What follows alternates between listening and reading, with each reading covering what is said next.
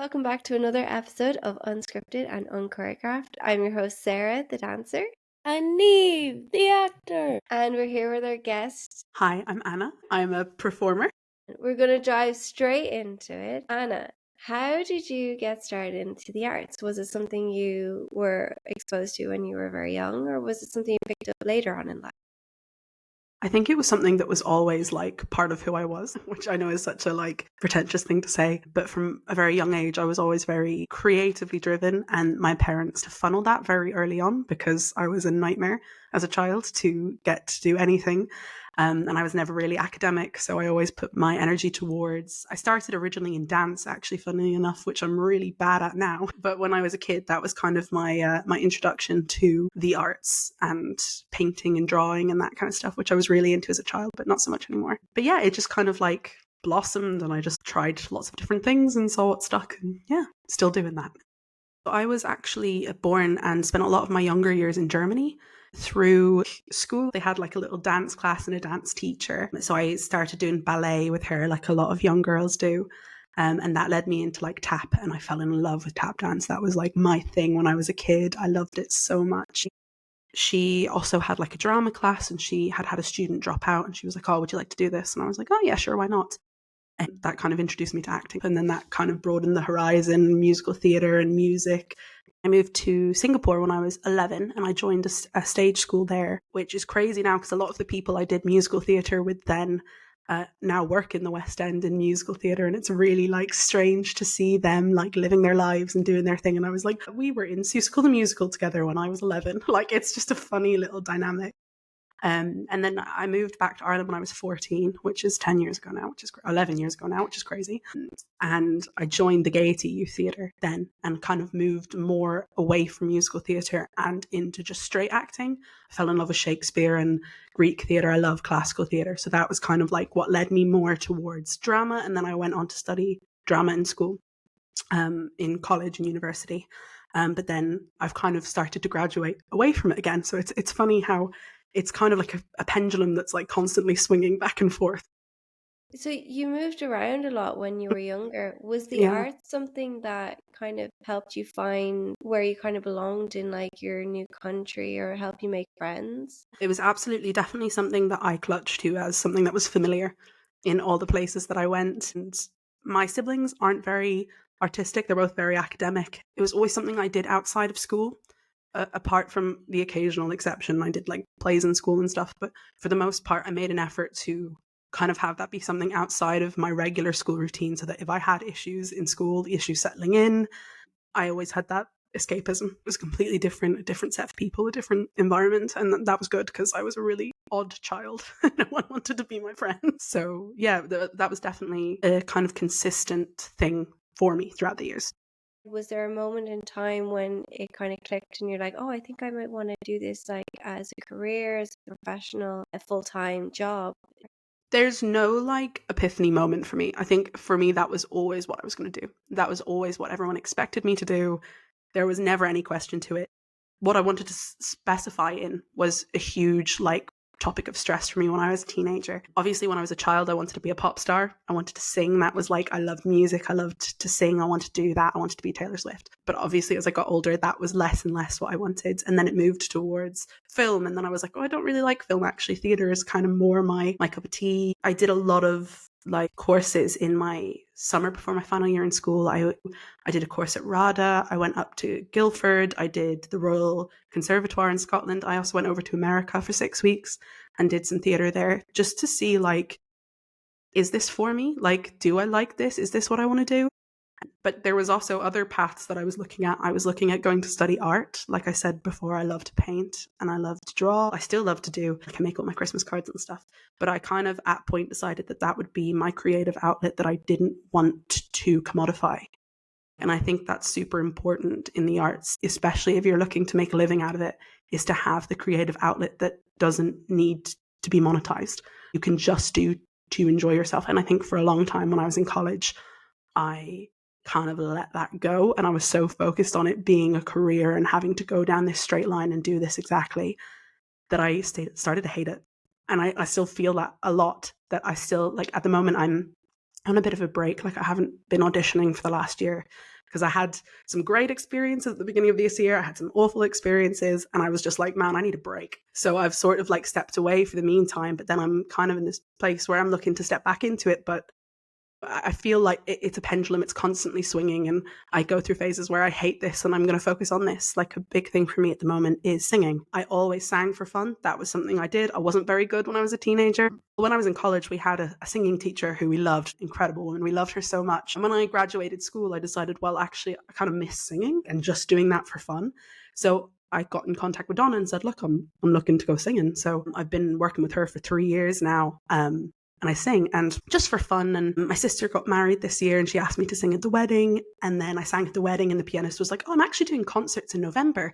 Would you like to come over and sing for me for these concerts? So then that turned into an opportunity to go over and sing professionally and be paid to do something that I never thought about. You just can never predict it.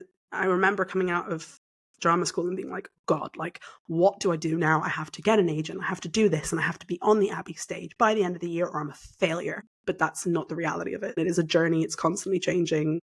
Who knows what the next step is going to be? So at the moment, I'm very much like, what comes my way? But anyway, to answer your original question, I kind of always knew I was going to go into something creative. I was never academic. There was a brief period when I was in 6th year where I was like, I'm going to be an engineer. And my dad turned to me and he was like, don't be an engineer. You'd be wasted as an engineer. My dad is an engineer. And he was like, just don't. Like, it's just a waste. And I was like, oh, okay. That's the opposite of what you'd expect your parent to say to you. But no, they were my dad is my number one fan. He's like, go and follow your dreams. So that's great. Sorry, I went on a bit of a rant there, but there you go. It sounds like you had very supportive parents. Were they supportive of your decision to go down the artistic route? 100%. Yeah, 100%. I'm very lucky I come from an affluent enough background. We never struggled growing up. So I think that there's a privilege in the fact that, you know, my parents were like, well, we can support you. So go and do what you're passionate about. I'm very, very lucky that I came from a background that I was able to do that and not have to worry about the consequences of it not working out. So I recognize that there's huge privilege in the ability to do that and the ability to make that decision and for my parents to be able to encourage it. But it's funny, like my family are not creative at all. A lot of them who are creative that I know come from creative families. Their parents are musicians, their parents are artists. I'm so not that. My dad's an engineer, my mum was a nurse, my brother's an engineer, and my sister is in pharmaceuticals. So super academic. I really struggled in school. Like when I graduated secondary school, my parents were like, we're just really glad you made it through, because they didn't think I would for a long time. And they were always really, really passionate about me following my passions, and my dad at every opportunity we have, oh, Anna, are you going to get up and sing something? And they came to everything. I did King Lear back in February it was, and they were traveling and they cancelled their trip and came to see me in the show. So they are super supportive, and so are my siblings. I also think my dad likes to go, oh, my daughter, the artist. Like, I think he likes, I think that gives him a bit of street cred, which he likes. Did you say to your teacher, I'm looking to go into acting, like when I leave school? Is there any courses that you would recommend doing, or was it you just going online and looking yourself? A little bit of both. I think I was maybe a little bit misguided at that age. I think when I first went to look for auditions, my first inkling was to go for musical theatre. And I didn't get into any of the courses because I was a terrible dancer. I'm not a very good singer at the time, to be frank. And I don't think that's what I really wanted to do. But I think it was, again, just that kind of track that I had been on. It was kind of a mix. I did a lot of research myself. I remember going to my school guidance counsellor and going, oh, I want to be an actor. And they were like, well, I can't help you there, mate.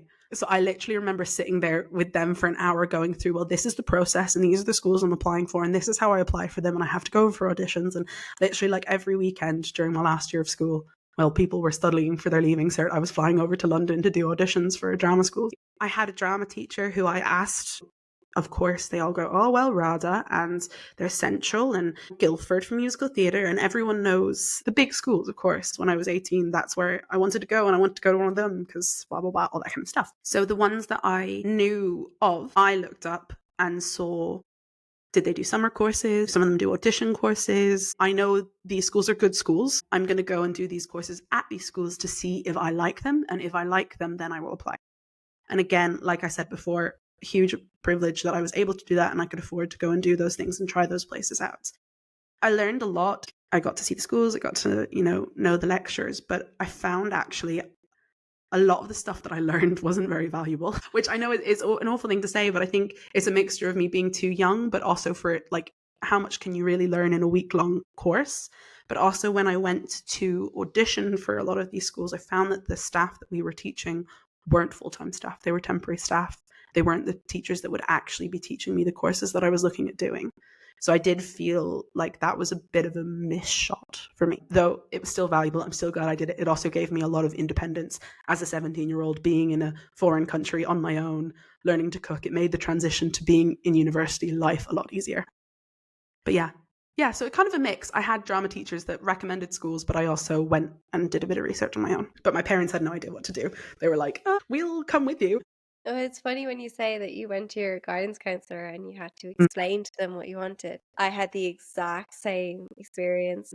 I went down the dance route and very much the same thing. I want to be a dancer, and they were like, "How do you do that?" And I had a huge lever arch folder of all the places I wanted to go to, all my like ballet and modern exam results, and loads of like literally pretty much a history of any masterclass I'd ever done, or like that. You go away for the summer for a week here and there, and keeping track of everything. I remember seeing the look on his face of, this is so out of my zone, my natural habitat. And as well, I went to quite like an academic school as well. Yeah. Majority of the students are geared towards going down the traditional CAO route. So to say like, I need a leaving cert, but points are not kind of what Points I'm aren't going to. important. Yeah, it's like I need to pass and get a good grade, Matriculation, English and maths, but really I'm gonna like that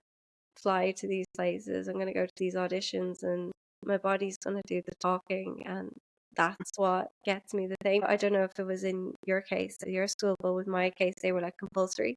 You had to go and meet your guidance counselor. Every week, and you'd sit there and be like, I don't know what to talk to you about, mate. Yeah. Though what I really do hope is I did spend a lot of time explaining to him what my path forward was. So I hope that in future, if someone comes to him and goes, well, this is what I want to do, for them, he'll be able to go, well, actually, I do know what to do. Here's a list of schools that I hear are good. Here's the process. So I hope that wasn't wasted time. That was time that he could then, though I don't know how many people from my school are going to go, I want to go and, do musical theatre in London. Do you know what I mean? Like, because I was the same, very academic. Everyone's to be an engineer and a lawyer. But yeah, hopefully that made some impact on their way of doing it. But I'm glad that's a universal experience and not just me. And in going on from that, did you ever feel like judged by any of your teachers or guidance counselor when you said like, oh, I want to go down this artistic route? Not really, because I was really bad in school, to be honest. I think a lot of them were like, yep, that's your only hope. To be frank, no, that's exaggerating, obviously, but I was never going to be a mathematician. I was never going to be a physicist. I was never going to be a scientist. I also went to a very big school, so I don't think any of my teachers were really that invested in my future, which I know is an awful thing to say, and I'm sure it's not true, but I'm sure like none of them would be able to point me out in a crowd. The exception to that would have been my art and my music teacher. Obviously, drama wasn't a subject when I did my leaving cert. Many years ago, feels it now. But music and art were unequivocally my best subjects. So they were obviously very supportive. My music teacher was lovely. Her name was Mrs. Sluds. She was great. And my art teachers, funnily enough, were actually very much pushing for me to go to art school. They were like, oh, you should consider doing this. And that kind of contributed to my confusion at that age of what I actually wanted to go. And for a long time, those two were kind of par on par. But in the end, drama won out. I don't know what was the push to that, but in the end that was what I went for. So but none of my teachers were ever nasty or discouraging, so that was good. I'm glad I had that. I did have one teacher tell me not to be a teacher though. I had said like, oh, maybe I'll do like primary school teaching. They were like, don't do that. I was like, okay, good chat. That's great that you didn't have like yeah, I know that is a common experience for some people. Yeah, I didn't have that experience either. I had the bewildered guidance counselor. I had a huge lever arch folder of like, yeah, I was the same. You very much present like a plan. I know I was very prepared because I was very aware that I had to explain to a lot of people that I'm going down the arts, I want to do this, and people would ask, oh, how do you do that? Where do you go? So maybe that was why we all end up with lever arch. Yeah. Of like, well, this almost proof that I'm not making this up. It's Here's like, the well, I've answer. worked hard and here's evidence of like the fact that people can do this. And yeah, I get that. Yeah. So you moving on from there, you did your leaving cert, I did my leaving cert, yeah. and where did you go after that?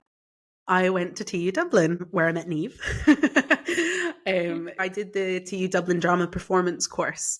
So I auditioned for, I think, 9 schools in total, and I got rejected from every single one, except for DIT and Trinity, which I don't really count as a drama school, but I'll put it in there for my own self-gratification that I got into 2 schools. I did, I think, 6 in the UK, and then I did the Lear in Dublin, and I got through to the final round of auditions, and then got cut. So that was a hard one, but I'm glad I ended up where I was. I had a strange 3 years. We got COVID right in the middle of our degree, so it kind of, shaked the pot up a little bit.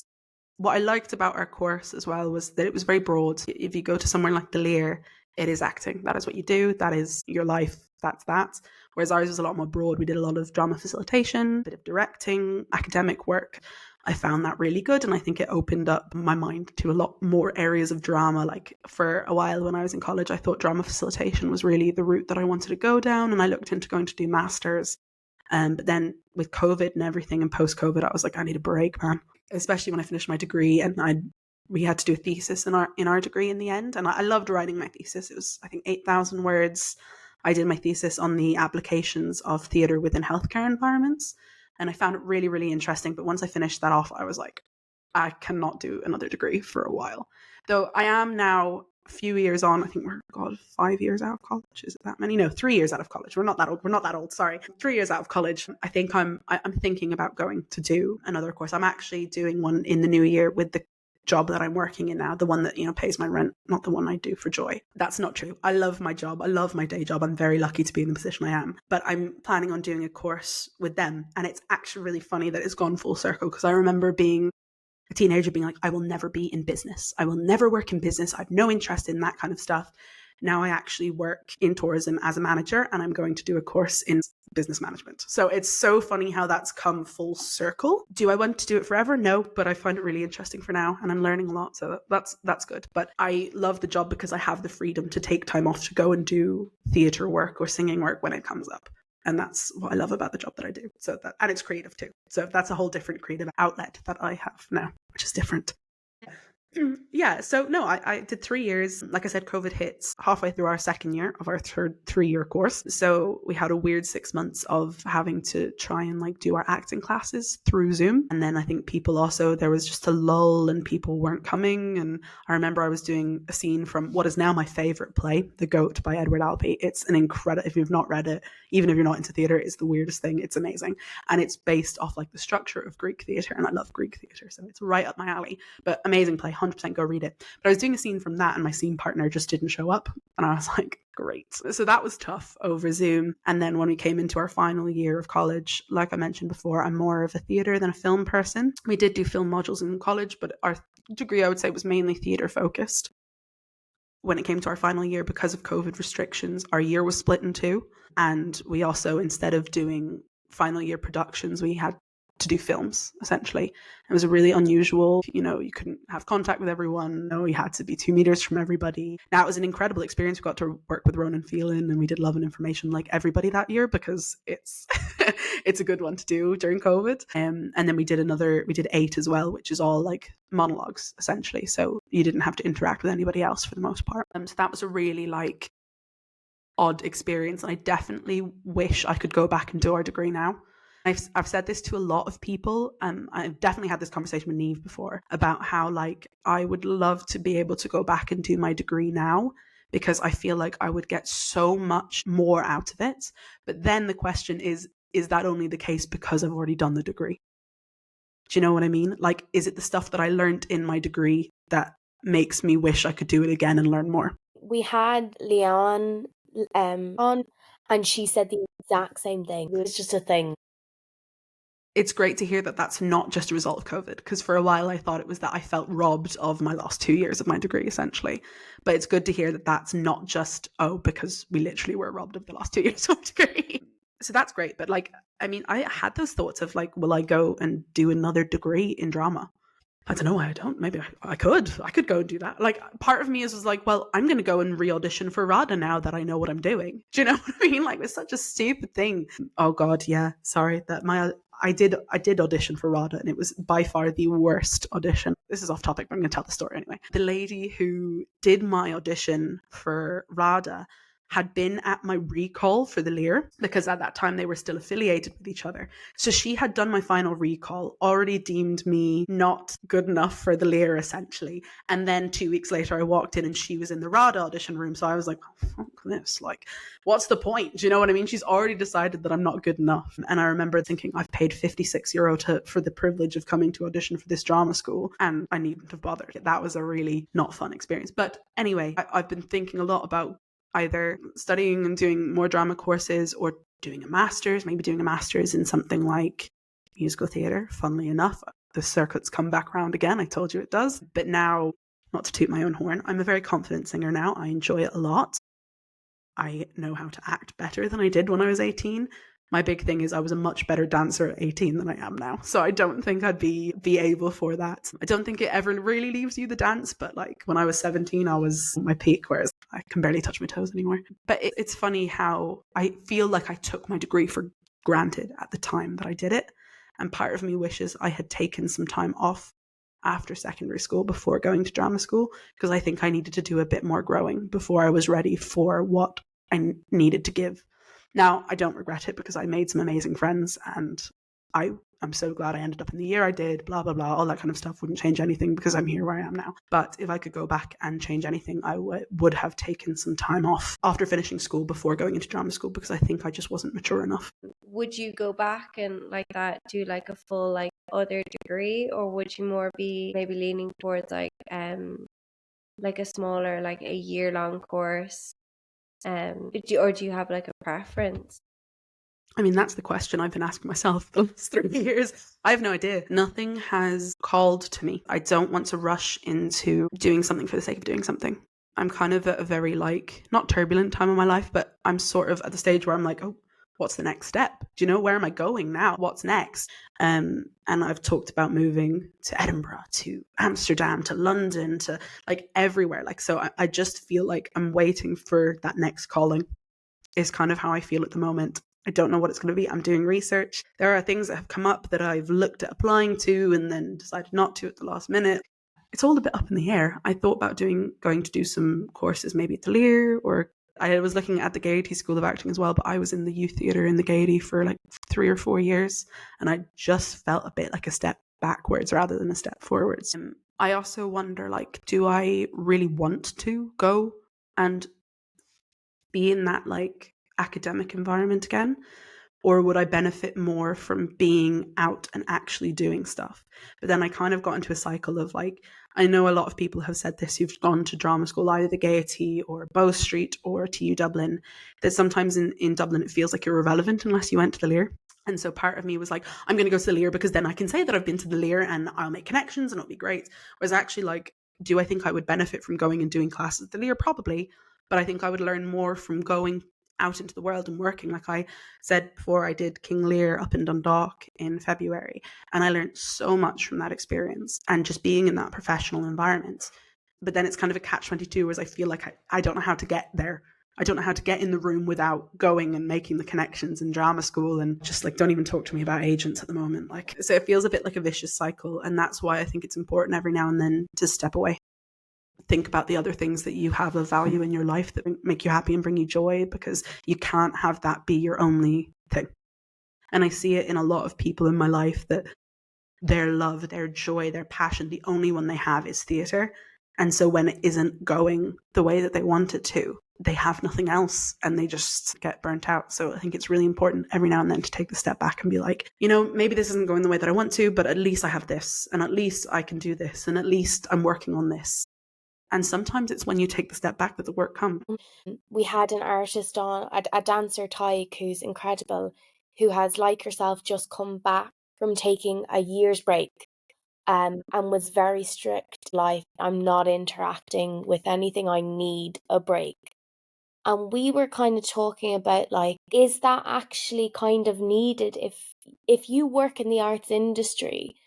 I think there does come a point in your career, because it is so fluctuating, that maybe you do need a chunk of time to just be like, I need to break, because you will eventually just burn out. Yeah, 100%. I heard this, I can't remember who said this to me, but it was someone who knows someone who's, quite successful, doing well in the industry, and they're, in their 30s, and they said, over the last 10 years, I have quit acting 4 times. I have gone, I've done this career, I've done this career, I've done this career. It wasn't until I was in my 30s that I managed to get an agent, that I got that big break, that I'm now getting the work. And I think, it's really shit. Constantly begging people to want you. And the rejection is hard. And no matter how much you're used to it, no matter how much you tell yourself it's not because of this and it's not because of that, it is shit. And it does take a toll on you, no matter how used you are to it. And that's the same in every artistic industry. There is a lot of rejection. That's part of it. And that's what you sign up for, unfortunately. But you gotta focus on the wins. But I also, for a very long time, I stopped introducing myself as a performer. And I actually have people recently in my life who didn't know that I'm an artist, which was a very odd thing, because I work in tourism. For a long time, when I introduced to people, I'd say I work in tourism. That's me. And I think that was really crushing, because that's how I felt for a while. I was like, I'm done. I need to find something else, because this isn't working. I remember watching something that Emilia Clarke said, and she was like, if you can do anything else, do it. If you can do anything else, if anything else makes you happy, if anything else gives you joy, do that. And I have been on that journey. I've stepped away. I've tried other things, and I haven't found anything that fulfills me like performing, which I know is such a cliche thing to say, but I didn't believe it until I experienced it myself. And I love my job. I love working in tourism. I love what I do. It doesn't fill that void. And for a long time, I was like, it's still the case. I don't even care about being paid at the moment. I just want to perform. I don't care what it is. I don't care where it is. I don't care how many people come and see me. I'm like an addict. I need my hit. I often compare I'm using the acting industry because that is my primary thing. To me, sometimes it's like an abusive relationship, that it beats you up, you step away, you're like, I'm done, I can't do this anymore, and then you go back. If you told me that I would get there, I would go through it no problem. But it's the fear of going through all that trauma, all that damage for nothing. I have this conversation sometimes with people who aren't performers, and they're like, what's the deal? Not everyone's going to be famous. I'm like, it's not about being famous. I don't want to be famous. I want to be able to make a living off what I do. And at the moment, it's not even that I want to make a living. It's that I just want to do what I want to do. And then it's, well, why don't you go and do amateur theatre? Go and do that. Great. But it's not the same. I want to feel like I'm creating art. And this is really pretentious. I said this to my boyfriend, who's an accountant. He was like, you are a wanker. I was like, I know. But basically, I'm going back to Lear because that was the thing that, at the beginning of this year that I did, that I was like, I want to get back into this. And then I did some really bad theatre, and I was like, I'm done. I told you, it keeps going in circles. But I felt like the work that we were doing, I felt like I was creating art. I felt like I was able to have connections with other performers, and I felt like the work that we were doing, we were working together. And that is what I love about performing, that I don't get through amateur theatre. And it's really hard to explain that to someone who doesn't understand it. It's like they almost have to have already experienced that to be able to understand what I'm trying to quantify. And it's the same for me with singing, which I didn't think. So I like I said, I did this gig last month in Scotland, and the relationship that I built with the pianist, and working together with the pianist and the guitarist while I was singing and making that magic together, that is the thing that it's just I'm getting excited now. Just but that's what I miss. It's that passion, it's that spark. I haven't been able to find it anywhere else. Now, there are other things in my life that give me joy. I have a wonderful partner, wonderful hobbies. I still paint and all that kind of stuff. They make me happy. I like to read. It's not the same. It's not the same. I totally get what you're saying about the addict, the abusive relationship, because it can. Yeah. I think we found dance and theatre and other art forms, there are, especially for women, it's a lot harder. And it just is what you mentioned there about that person didn't start getting seen till their 30s. It's a real thing unless, I don't know, you're just lucky or you go to a big school. And for that, yeah, you need money and different things. But even if you do, sometimes that just won't happen because there's just not enough roles for women. It's also, I think, I don't know if you guys have experienced, I'm sure you have. I'm sure it's a pretty universal thing. I go through phases of going, how can I make myself more marketable? Would I do better if I lost weight? Would I do better if I did this? Or if I changed this about myself? Would it be easier to get an agent? Would I be more marketable? I could look at two people and go, this person's signed and working and this person isn't. And it doesn't make sense to me. I feel like it's not quantifiable. And I have a friend who worked in casting and she's decided to leave it because she hated it. She thought it was a really nasty industry. She would put forward 3 people and go, these guys are very good. I can vouch for them being very good. And the client will go, what about this person? They're a little bit more what we're looking for. And she'd go, yeah, I don't know them, don't know anything about them. She was like, yeah, I like the way this person looks more. Can you bring them forward? And she's like, okay, but I can't vouch for them and I have no experience working with them. And she was like, it didn't matter because they weren't exactly the look that they were looking for. And that's hugely film. Theatre is obviously different, but like it's scary how much it like, and that's the worst thing is there's nothing you can do about that. Like there's nothing you can do if you are not exactly what they are looking for, the exact image they have in their mind. There's nothing you can do about that. There's no changing their mind. But that, like I said, is more for film. I think theatre is a little bit more flexible. I think people in theatre are a little bit more flexible and they're more open-minded to having their idea of what a role should be changed. I know I keep harking back to King Lear, but we did a lot of gender swaps there. I played Edgar and Cornwall, who are originally men in the play, but they were women. And instead of having Lear have 3 daughters, he had 2 sons and a daughter. And it was really interesting how the change of dynamic in the step away from the original casting makes such a huge difference. It's something that I have seen a lot because I'm still a big musical. I know I keep saying I'm not into musical theatre, but I am. Like I'm a big musical theatre fan. Seeing people cast in roles that they're not classically the image for is interesting. It creates more interesting theatre. Whereas I feel like the film industry is still very much like your eyebrows slightly the wrong color, so no thanks. But I also as well recently have been doing a bit of extra work and oh god, man, I don't think I can do it again. I remember I think it was a Circle K ad and I was just a background extra, which is fine. I was like, be an interesting experience. I'll get to go on set, blah, blah, blah. I literally like walked back and forth a few times in the background. That was my role. Great, no problem. That's what I signed up for. They were paying me well. So what can I say? But at the end, I had offered to give a couple of people a lift. So I was waiting around for them to finish. And the director came over and was like, oh, you did a great job, you know, like really, really good job. Like if you were doing anything wrong, we would do. I was like, I have a degree in acting. And this director is telling me I walked well. And I don't mean to be a snob, but I was like, this is just like, oh my God, like, is this my future? Like, is this my life? I also as well, I did some extra work where I was on set for about 7 hours and they didn't even use me. I was just sat in like a trailer for 7 hours. Like, do you know what I mean? Like, I was like, is this going to be it? And if it is, I don't want to be part of it. So it's back to that thing of like, if I knew that I would be able to make a career and I would be able to do things, I would absolutely do all those, you know, crappy jobs. And I would happily do that if it got me to where I knew that I wanted to be. But it's the not knowing. It's like, is this going to be the rest of my life? Just like, that's the killer. And I'm sure it's the same for both of you. Yeah, deep.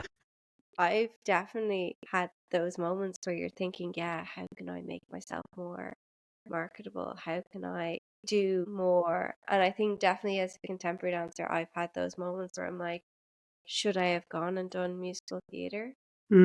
Because I would have training in acting and dancing and singing. Could I do more? But you then have that battle of deep down, you know, no, I did a course before going to London and I did dancing, singing, acting, jazz, ballet, contemporary. I did it all, and contemporary was what I ended up loving. And I love jazz and I can still go and do a jazz class, but it's something that you love to do and going ahead and doing that. And I chose to go down the contemporary route and I'm so grateful I did.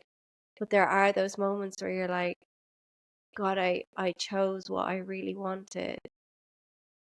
Is it gonna bite me in the long run? Or and I think that's where maybe the pressure comes to, and where you're a bit like, I don't know, if you've gone down this path, I know a few other people have, where you're like, oh well, I'm not getting cast, or nobody wants me. And I know the audition scene, and probably for actors as well, it has changed a lot since COVID, and it's trying to keep up with that. And I was a very similar thing. My training got interrupted by COVID as well, and it's very difficult because the whole world went through something very traumatic and different, and a lot of, like, our world, the arts world, kind of froze. It was that thing of suddenly live performances were very rare, or they were put on a screen, or loads of recordings of shows were just put up on like YouTube or streaming services.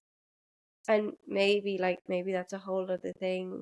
Like, did that devalue arts in a sense, or that's But then getting you very think deep. as well, like during COVID, surely people should have had more of an appreciation for the arts, because what were they all doing when they were locked at home? Watching Netflix, listening to music. Like, do you know, like it's funny how like people are like, oh, the arts aren't important. And then when in times like that, when there is crisis, they're sitting at home watching Netflix. It's a funny. And how people are like, oh yeah, like it's such a normal question to ask someone, what's your favorite song? What's your favorite movie? No one asks, what's your favorite vegetable? Like, Not unless they're really boring. Mm. just for like a normal conversation, like, oh yeah, what's your favorite book? What's your favorite movie? And they're all like arts things. Mm. I think, yeah, since COVID, the scene has changed, and trying to market yourself. And I know, like, it can Yeah, be hard. You're like, God, am I marketable? And then you see other people get roles and things, and you're like, what have they got that I haven't got? And that I'm missing. is it Yeah, is it a 100%. physical thing? Is it a movement thing? Is it a they know someone? You go down that rabbit hole, and you can get lost in that rabbit hole very easily. Yeah, so easily. Why them, but why not me? That kind of Yeah, it's so interesting as well, because when I was 17, I mentioned this to you before, I was really into dance. That was like a huge part of my personality. Like I said, that was the thing that got me into the arts. But when I was 17, the classes that I was doing, a lot of the girls were going professional. For me, that was never an option because of my body. Like, that's such a sad thing to say, but like, I'm a very large chested lady. And the whole way throughout my experience with dance, I was always told, you don't have the body for it. You don't have the figure for it. Like, this isn't for you. And I liked it. And I might say, like, I was good at it for a long time. But for me, that was always going to be, that's not my thing because of the way that I look. And it's sad because it was something that I never said. And I never, like, vocalized that was why that was never an option for me. But it was. And that was the reason that was never a thing for me. that is definitely the case in dance. Not so much when I went to London, but while I was, I think, still very young and a teenager, I think when you have that moment where you're like, yeah, I want to do this, and then you have images of people and what they look like, especially when you're a teenager. Teenagers just want to fit in, and I think it's really tough when opportunities are taken. Like, I never really had much of a thing for acting. It was never really something I was exposed to, but also I was a very shy child, and I wasn't very chatty. So the thought of getting on stage and actually talking was like terrifying. No, I'll dance, I'll do splits, I'll jump, I'll leap, I can do loads of stuff, and probably nearly make myself bigger and more noticeable than if I was to just stand there and talk. The thought of talking was, no, I don't talk. Don't talk on stage. Sorry, I'm going off topic now. But No? yeah, the fact that even though I didn't want to act, it's having that opportunity to be like, oh, but maybe I'd like to give it a try. The fact that that was kind of just taken away from you straight away without having Mm. kind of a chance to be like, well, actually, maybe I'd like to just try or look into this. I think that's really hard. I know there's a lot of, especially young people and teens, that have felt that. I know growing up in dance studios, I do know that was an issue. I was around mostly girls, so I can't say like, oh, it only affects girls. But I do know all the girls I was with, I'd say at least once, and that's at least once. Like many other times when like weight came into things. But I think it's something that's we're going way off topic now, everybody. But I think it is something that is very serious. I'm quite lucky, like I've been quite slim physique anyway. But I do know that also has its problems. And if I sat here and said, I always thought I was the right weight or height or width or whatever, I'd be lying. Everyone has those moments where you're like, I need to lose weight. I need to dye my hair blonde. I need to change this and that. And it's so interesting as well hearing you talk about like wanting to make yourself bigger on stage. It's the opposite experience to what I've always had, trying to make myself smaller, because I'm quite tall, I'm broad. I also mentioned before I lived in Singapore when I was 11 to 14. Not a great time to be a tall, broad, chubby teenager.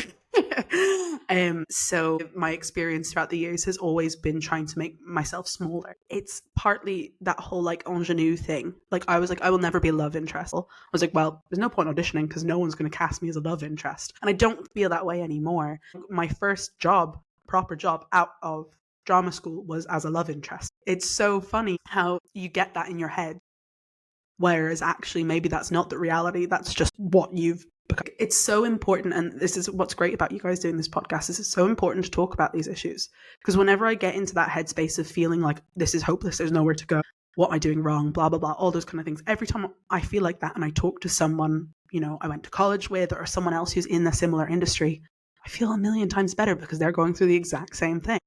And that's why it's so important to have these conversations and talk openly about it. And nothing's ever going to change if we just sit and bitch about it behind the scenes. And I think that there has been a change. I know this is an example. I talked about this when it first came out, about Nicola Coughlan in, I think, season 3 of Bridgerton. That was a huge moment for me, watching someone with a similar body type to me be naked and be sexualized in a show, and like a big mainstream show. I had never seen that before. And I know Nicola Coughlan, when interviewers talk to her, she's like, it's just a body, why are you making such a big deal out of it? But for me, like, that was such, like, I cried watching it because I was like, oh my god, like, this is representation. And that's coming from me, a white woman. Like, I can't imagine how it feels to be, you know, a person of color or a person like that's different. There isn't that representation for them. So seeing though that there is progress being made. And it's great that we've seen more representation. And I know a lot of people are like, oh, it's presentational representation and this, that. And it's like, well, that's the step towards being actual representation. Like, it's a step forward. But that was a big moment for me, was seeing, you know, this woman who, similar looking to me. I mean, she's quite petite, but, you know, similar kind of figure. I was like, oh my God, like, maybe I can, maybe that's a role I can play that I had never opened myself up to before. So it's interesting. We're talking about imposter syndrome. It's like bread and butter with arts, I think. Yeah. It's so funny because I have never had that in an acting space, because I have an acting degree. So I'm like, I deserve to be here. I have an acting degree. I know what I'm doing. I felt that last month with singing. I was like, singing is my thing I do for fun. The fact that this man has asked me to fly over here and sing these songs in his concert, and he's paying me to do it. Like how did I get myself in this position? And he sat me down and he said, I know you're wondering why you're here. I was like, what is this? And he was like, look, I've heard you sing. You're a good singer. I feel like you're still learning. You're still figuring yourself out, but you're at that stage where I feel like you're going somewhere, and I want to be part of that. I want to work together and see how we can like help each other. And I was just like, oh my God, like, it was great. And we had such a good time and we did it. It was good. He had faith in me that I didn't have in myself. So that was kind of the first time that I really, really felt that. But I think that was work. I think I felt imposter syndrome when I first left college with acting. And I think I've just bullied myself into believing that I deserve to be there. I did feel a little bit like out of practice. Again, I'm going back to Lear because it's the only gig I've done this year. I was like, how do I do this? Like, it had been 2 years since I'd done any, especially because it was Shakespeare. Like, that is like technical. And like, I loved Shakespeare. It was one of my best modules in college. It was something that I always liked and I was always strong at. But I literally sat down with the text and I was like, I don't know what this means. I don't know how to approach this. And then I had to sit myself down and be like, no, you did a degree in this. You know what to do. You know how to use this. And I think it was that sort of like sitting down and being like, no, I do actually know what I'm doing. I do know how to approach this. I do know how to use this text. And I had the same thing again when I auditioned for their production next year. I sat down with the text and I was like, oh my God, I was like a deer in headlights. I was like, I don't understand any of this. I took 10 minutes to actually read through it and analyze it. And I was like, oh, this makes perfect sense. Like, why was I so stressed? And I did it and I was like, that was good. And I remember, Neve, you can obviously cut this out if you don't want me to bring this up. I remember when you first left college, I remember helping you with self-tapes, and you would tape and tape and tape for hours. And I remember having to be like, Neve, like, just stop. Like, it's not going to get any better. Just pick one and send it off. Like, and I really strongly believe that your best take is always going to be in your first like 5. After that, it just gets stale. Do you know what I mean? And that is a really, really hard lesson to learn, I think, as a young actor, but as a performer in general, is that like, you're never going to reach perfection. You're never going to be 100% happy. You need to know when to give up. And do you know where I learned that lesson from? Painting. Because I remember when I was a child and I used to paint all the time, like keep going until I ruined the painting because I was overdoing it. And then I remember like doing self-tapes and watching Neve do this because I did the same thing. I was doing the exact same thing at that point. And I remember watching her. It was like watching a car crash happen in front of me. I'm just kidding. But like, I was like, oh my God, she's doing what I used to do with my painting. So she's ruining what was great.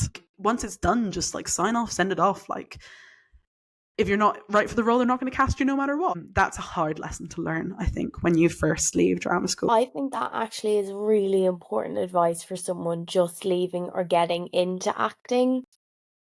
Yes, it's really hard. I did the self-tape for their production next year. I took, I think, like 5 or 6 takes, which is more than I normally do. And I was like, I'm going to do it again. And I was like, no. I did a tape. I messed up a couple of words. Other than that, I was 100% happy with it. I was like, yeah, but I messed up that line. And I was like, it doesn't matter. It's a self-tape. They probably don't even know that I messed up the line. Only I know that I messed up the line. Like, nothing's ever going to be perfect. And that's the issue with a lot of artists. I think we're all perfectionists. And there is no such thing as perfection in art because everything is subjective. There's always going to be people who think what you're doing is shit. That's life. Like, it's subjective. Not everyone's going to like you. Not everyone's going to like your style. Not everyone's going to like what you do. You have to like what you do, and that's what matters. Mic drop.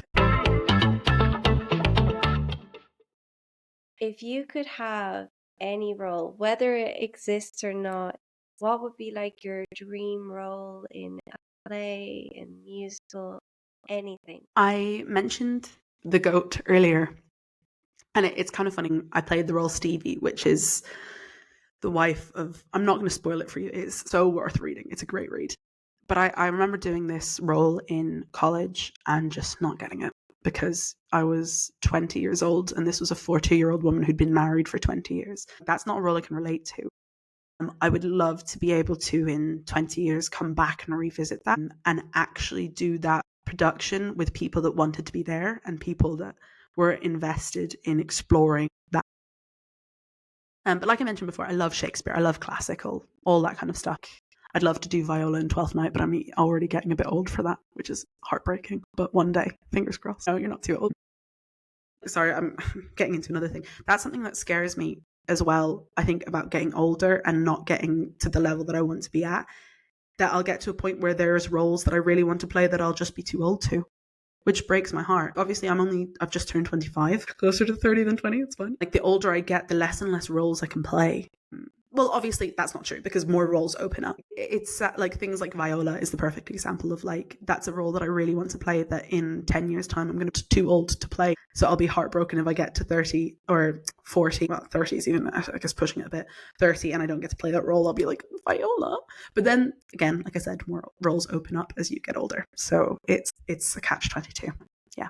I've played a lot of mothers in my time. So, and I don't have any children. So. And this character, Viola, kind of what age bracket is she in?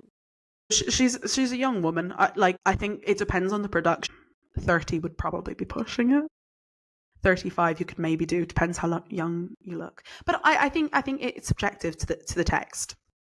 And it depends what you do with the production. Like I said, I played Edgar in King Lear, and that's definitely not the casting type for that character. So it is what you make it. So maybe one day. But you can say that about a lot of musical theatre is a great example of an industry where there are a lot of roles that once you hit 30, 35, you can't play anymore. But I think the nature of the arts is we are moving towards more representation of older characters as well. I remember going to see Come From Away and seeing like an all older cast. Like there was no one under 30 in the cast that I went to see. I was like, this is great. I've never been to see a show that was like all middle-aged performers, and they were amazing and nothing was missing from it. Whereas a lot of like the kind of older musical theatre, there's that like ingenue role. There's like a woman who's barely legal falling in love with a man who's almost in his 30s. Like that is the norm for a lot of old school musical theatre. Whereas I think we're stepping away from that, which is good. And I think more modern theatre has more flexibility. Is there anything you think that the government could do to help artists, or are there any programs you think that have helped you in your journey, would be a good thing to introduce here back in Ireland? Oh, I think there's just a lack of funding or a lack of dispersing of funding. A lot of the funding goes to very few places, or you see a lot of the same people getting funding over and over and over again, whereas I think it should be more spread out. I think there should be more of a variety, and I think there should be more opportunity for people who are creating new work to get funding. Obviously, we have some great things in Dublin. We've seen and heard with the Dublin Fringe, all that kind of stuff, and that is great.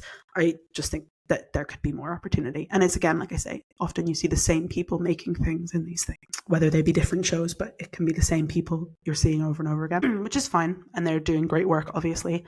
It would just be nice for the opportunities to be more spread out, in my opinion. Also, like I said, I lived in Germany, and in Germany they have a very different approach to theatre. There's a lot of like companies that travel around, and it's the same group of people that do shows over and over again. And I don't think we have that really in Ireland, which I think is a shame. I think like that idea of having like a troupe of people who work together, like you get that in drama school. Obviously, I'm talking about acting because this is my baby. My baby, not my baby. But like, I think there is so much to be said. Like, I think back to when we were in drama school together, you spend 3 years with people building relationships. And so the work that you make with them is good because you know each other and you know how each other works and stuff. And I think that that's something that we're missing in theatre, is like the opportunity to see people who really know each other work on creating. Like, I'd love to see more companies that use the same people to make things. I'd also love to see more openness. Like, I feel like sometimes when I go to the theatre in Dublin, I see the same people in every single thing. I'd love there to be a wider net. And that is the way, because a lot of auditions you can't get into unless you have agents. We're a small industry. Obviously, those people are going to be in loads of things. And that's great. And I'm not saying they're not good at what they do. I think they are. It would just be great to see more faces. That's for the theatre industry anyway. That's what that's the only one I'm really knowledgeable about. Thank you so much for coming on and chatting us today. It's been amazing, and it's been really interesting, especially me coming from a dancer point of view. And like that, everyone comes on and talks about different things, but kind of realizing as well there's a lot of similarities between dancers and artists. There's a certain amount because we're all in that artistic field. It's been very lovely.